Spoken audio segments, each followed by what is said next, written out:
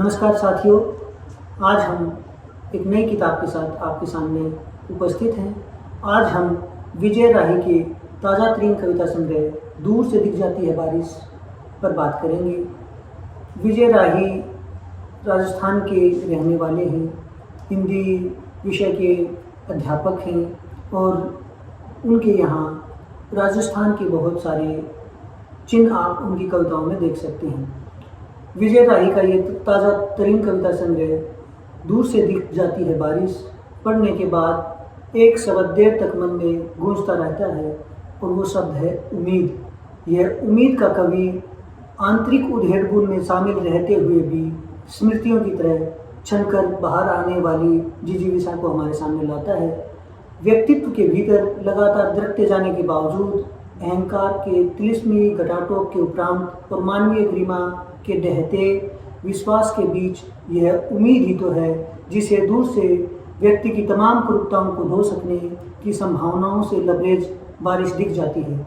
विजय मूलतः राजस्थान के कवि हैं। तपते रेत के आदमी को बारिश की कीमत मालूम है और साथ ही अंतर्मन में बहती मानवीय जिजीविषा की भी। विजय के यहाँ मानवीय जिजीविषा के बहुत सारे उदाहरण देखने को मिलते हैं।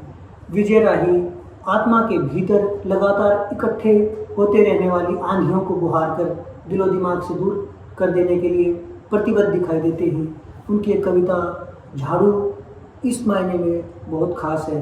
वे लिखते हैं, पक्षियों के पास होती है पंख की झाड़ू, पशुओं के पास होती है पूंछ की झाड़ू, आसमानों की झाड़ू है बादल और धरती की झाड़ू है आंधियाँ।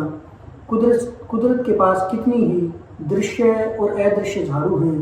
काश मेरे पास भी होती कोई झाड़ू जिससे बुहार पाता अपनी आत्मा को। विजय राही अपनी कविताओं में इस उम्मीद को प्रेम के साथ हमारे सामने लाते हैं और इनकी कविताओं में जो प्रेम है वो आत्मा के सहचर की तरह मौजूद है। वह खुशबू की तरह अंग अंग को सुवासित करता है। देह वहाँ किसी माध्यम की तरह है।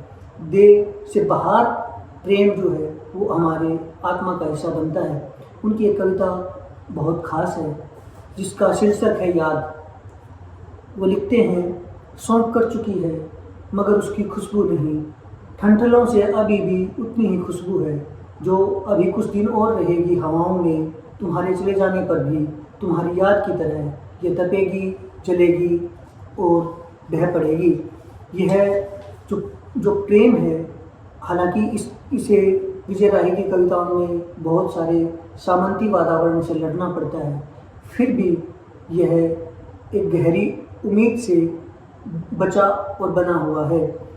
विजय राही चूँकि राजस्थान के कवि हैं तो राजस्थान में आने वाली आंधियाँ उनके यहाँ अलग अलग ढंग से दिखाई देती हैं।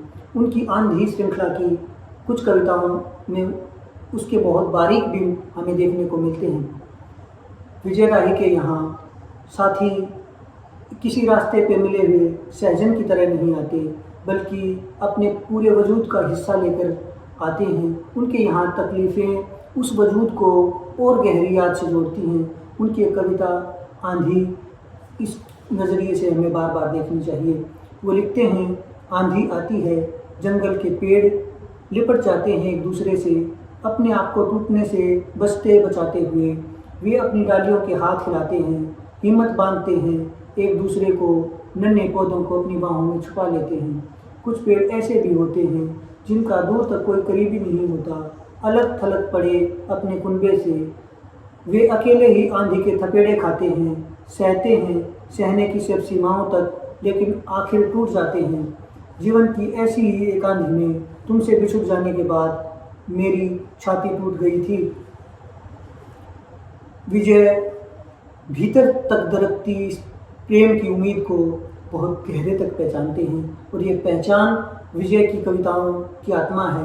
विजय की कविताओं में आने वाली दूसरी ओर विजय इस बात को याद रखते हैं कि उनके यहाँ उनकी कविताओं में आने वाली स्त्रियाँ क्या इस प्रेम को पा सकती हैं, क्या इस प्रेम को महसूस कर सकती हैं।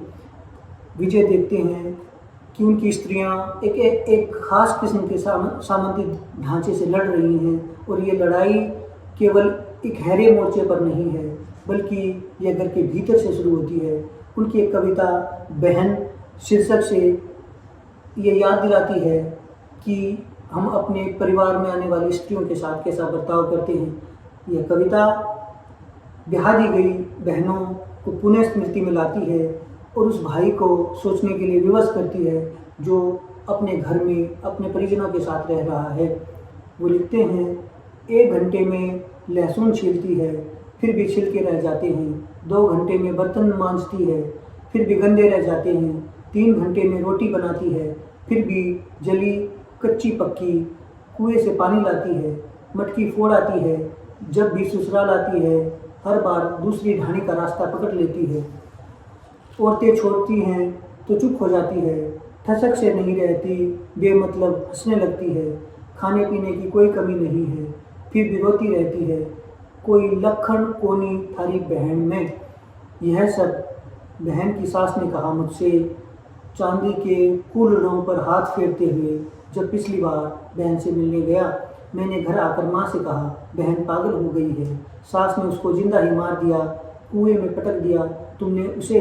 माँ ने कहा लुगड़ी के पल्ले से आंखें पोंछते हुए, तू यह बात कोई और सू मत कह दीजियो, हमारी बेटी खूब मौज में है। विजय ये जानते हैं कि बेटियां एक नियामत की तरह हैं जिन्हें हम दूसरे घर को सौंपते हुए इस बात को याद रखें कि वे हमारे शरीर का हिस्सा हैं, हमारी आत्मा का हिस्सा हैं। लेकिन दूसरे घर में जहाँ सारी सुख सुविधाएं हैं, जहाँ चाय चांदी के कुल्हड़ों में परोसी जा रही है, वहाँ क्या हमारी उस बहन के लिए उस घर में थोड़ी सी जगह है?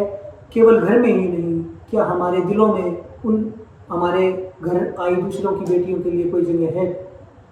विजय की कविताओं में एक, क्योंकि विजय गांव में पले बड़े हैं तो विजय की कविताओं में जो गांव ग्रामीण परंपराएं हैं वो प्रेरणा की तरह आती हैं। उनके यहाँ बहनें हैं, भाई हैं, साथ में खेलने वाले बच्चे हैं, बकरियां चराने वाली लड़कियां हैं। इस तरह की कविताओं में उनके यहाँ जिन परंपराओं को, जिन सभ्यताओं को, जिन संस्कृतियों को हम अपने भीतर आत्मसात किए हुए हैं, उनके बहुत सारे शेड्स हैं। उनकी एक कविता भाई आज के वक्त में हमारे बहुत काम की है। वे लिखते हैं, बाप दादा जा चुके होंगे शमशान में, घास उग चुकी होगी उनकी राख पर, माँ दादी भी चली जाएंगी उनके पीछे पीछे, उनकी राख बह जाएगी पास वाली तलाई में, जिसे चूल्हा बनाने के लिए औरतें घर ले जाएंगी, बहनें चली जाएंगी ससुराल, पूछती रहेंगी आंतरे पांतरे दिन घर का हाल, दोस्त ले जाएंगे कमाने खाने प्रदेश, हो सकता है पत्नी भी चली जाए रूठकर, मेरा स्वभाव कहाँ बदलने वाला है, पास आदमी कहाँ सुहाता है मुझे, मैं चाहता हूँ कोई नहीं रहे मेरे नज़दीक, बस कुछ एक किताबें पढ़ी रहें इर्द गिर्द, बेटे भतीजे नौकरी करेंगे शहर में, मुझसे ज़्यादा उन्हें नौकरी की परवाह होगी, पड़ोसी भी 24 घंटे तो नहीं रहेंगे साथ, तब मेरे भाई ही आकर बैठेंगे मेरे पास, लाठी टेकते खांसते हुए आएंगे, दामन की तरह बैठकर तम्बाकू सुलगाएंगे, मेरी आत्मा भर जाएगी, सारी लड़ाइयाँ भूल जाऊंगा मैं, सुखद स्मृतियाँ तैर जाएंगी पनीली आंखों में, दादा की बातें गूंजेंगी मेरे कानों में, चाले बो गेला को चाहे फेर ही हो, बैठियो भैया की चाहे बैर ही हो। वे तो यह भी कहते थे कभी कभी भाई की लड़ाई भी हो गई, भाई पर वार करते समय लाठी एक बारगी झटका जरूर खाती है, रुक जाते हैं हाथ अध बीच हवा में, क्योंकि वह नहीं चाहती है कि भाई के हाथ मरे, बल्कि वह तो हमेशा यही चाहती है कि भाई जब भी मरे साथ साथ मरे। क्या विजय की ये कविताएं लगातार विद्रुत होते जा रहे आज के हमारे समय में हमें अपने भीतर झांकने का अवसर देती हैं। हम इस सवाल को जब करते हैं तो हमारे पास उत्तर हाँ में आता है, और ये हाँ में आया उत्तर विजय की कविताओं की एक विशेषता बनता है।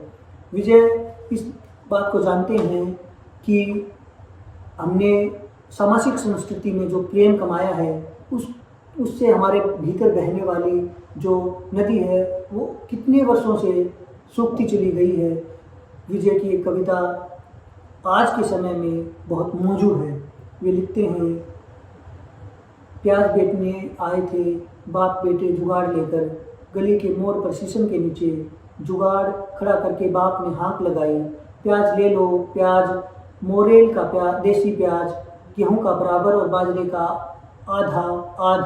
काम काज निपटाकर घरों में सुताई पड़ी औरतों ने ली अंगड़ाई, बच्चों ने मारी किलकारी, बूढ़ों ने हिदायत दी दूर से, नीका लीजियो चोखा लीजियो।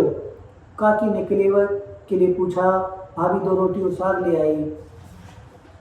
जुगाड़ में ही बैठकर खाने लगे दोनों बाप बेटे एक एक रोटी। मैंने देखा दोनों को रोटी खाते हुए पानी ले आया रामझारे में। चूड़ू से पानी पीकर बंजारे का चेहरा भरी दोपहर के सूरज सा चमका, मुंह से फूट पड़े 2 बोल।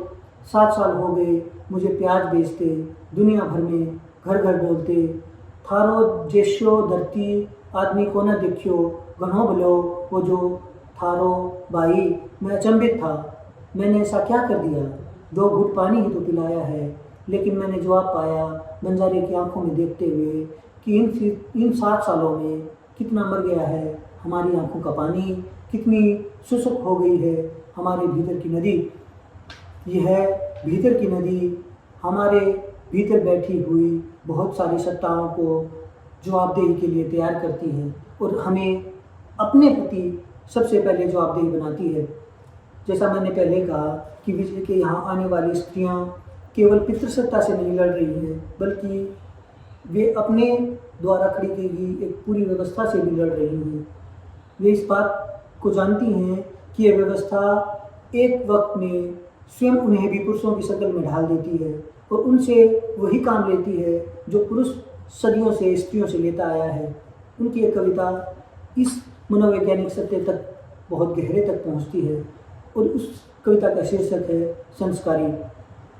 उस कविता का पाठ हमें अपने भीतर झांकने की चुनौती देता है। वे लिखते हैं, मर जाएंगे हम लेकिन पति पर हाथ नहीं उठाएंगी, ये काम तो बुरी औरतों का है, ऊपर जाकर क्या जवाब देंगी। आपने उनके कपड़े देखे, वे मिनी स्कर्ट पहनती हैं, फिर स्विमिंग पूल में नहाती हैं, लड़कों पर ढुल ढुल कर फोटो खिंचवाती हैं, फिर उन्हें फेसबुक इंस्टाग्राम पर डालती हैं। दिन उगे घर से निकलती हैं, लौटती हैं बहराती बहराती आधी रात। आजकल की लड़कियों को कोई शर्म नहीं है, फ़ोन तो देना ही नहीं चाहिए इनको। 3 महिलाएं ये बात कर रही थी बैठकर, जिनमें एक को पति ने छोड़ दिया है, एक का कल रात पति ने कंठ दबा दिया ही होता, नहीं आती अगर बच्चे के रोने चिल्लाने की आवाज़। एक के चेहरे पर नोचे जाने के निशान हैं, यही इनके अच्छे होने का इनाम है। यह व्यवस्था द्वारा उनके चेहरे पर थोपी गई वो सच्चाई है जिससे वे मुंह मोड़ बैठी हैं। विजय ये याद दिलाते हैं कि हम अपने चेहरों पर उगे हुए इन दागों को जितना जल्दी पहचानेंगे, हम व्यवस्था के दागों को उतना ही जल्दी मिटा सकेंगे। पिछले दिनों गीता दीपा पर फेंकी गई स्याही क्या इनकलाब की शाही बन सकेगी? विजय राही की कविताएं इस इनकलाब के परचम में अपना झंडा लगाती हैं और याद दिलाती हैं कि स्त्रियों को अपने वजूद को पहचानने का काम सबसे पहले करना है। व्यवस्था की लड़ाई वजूद की लड़ाई से जुड़ी है, व्यवस्था की लड़ाई उनके जीवन की लड़ाई का हिस्सा है। जिस दिन स्त्रियां ये बात समझेंगी, वे समाज में अपने बराबरी के दूसरे तमाम कामों में लौट सकेंगी। विजय राही इस बात को जानते हैं और ये जानना अपने आप में कविता के प्रति हमारी जवाबदेही के कारण है, विजय की जवाबदेही के कारण है। जैसा कि मैंने कहा, विजय के यहाँ कविता से एक उम्मीद लौटती है और उस उम्मीद से साथ साथ जुड़े आता है प्रेम। प्रेम किसी परिभाषा में ढलकर भी और जीवन का सहचर बनकर भी उनके यहाँ आया है। वे उदास होती प्रेम की छाँव के बीच जीवन से सृजन मांगते हैं और ये सृजन मांगना उसी कवि के लिए महत्वपूर्ण हो सकता है जो प्रेम को अपने जीवन का निजी हिस्सा बनाता है।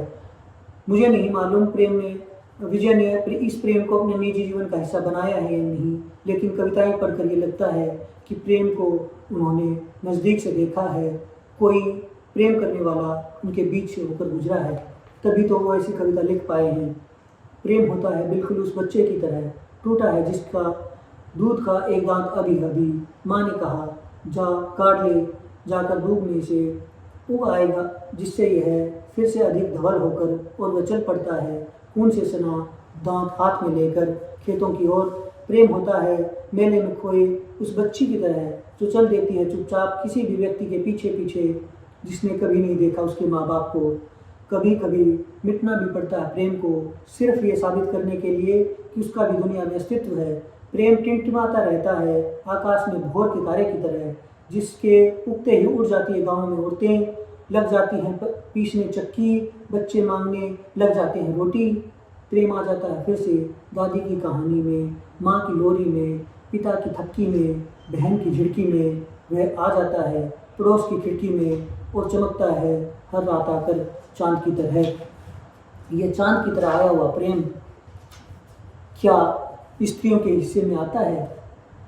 विजय की कविताएं इस बात पर बार बार तस्दीक देती हैं कि क्या स्त्रियां इस प्रेम को पा सकेंगी, या उनके चारों ओर खींची गई चारदीवारी उनकी ओर देखने की ओर भी किसी को मौका नहीं देगी। स्त्रियों के सपनों पर निसंदेह पुरुषों की पहरेदारी है।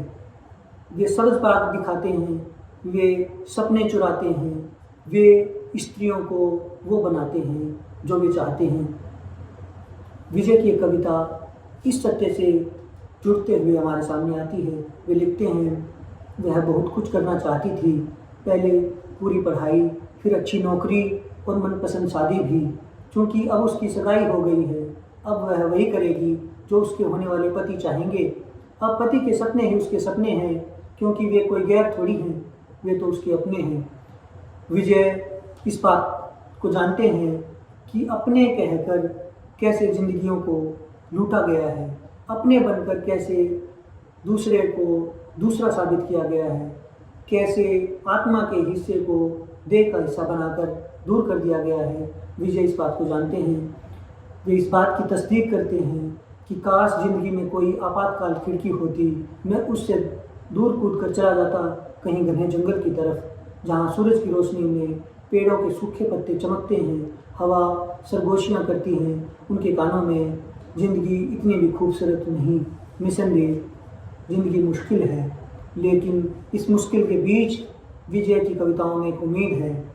निसंदेह विजय केवल गहरे शेड्स के कवि नहीं हैं, उनके यहाँ बदलती हुई जीवन शैली की बहुत सारी कविताएं हैं। समाज में व्यक्तिक प्रतिष्ठा की भेंट चढ़ी अनेक लड़कियाँ उनके यहाँ गहरे ऊहापोह से जुड़ी हैं। वे इस आपातकालीन खिड़की से बाहर आना चाहती हैं। हम भी तो विजय के साथ इस आपातकालीन खिड़की से बाहर आना चाहते हैं। क्या आप आना चाहते हैं? आइए इस खिड़की से दूर दिखाई देने वाली उस प्रकाशमान जिंदगी में लौटें। धन्यवाद।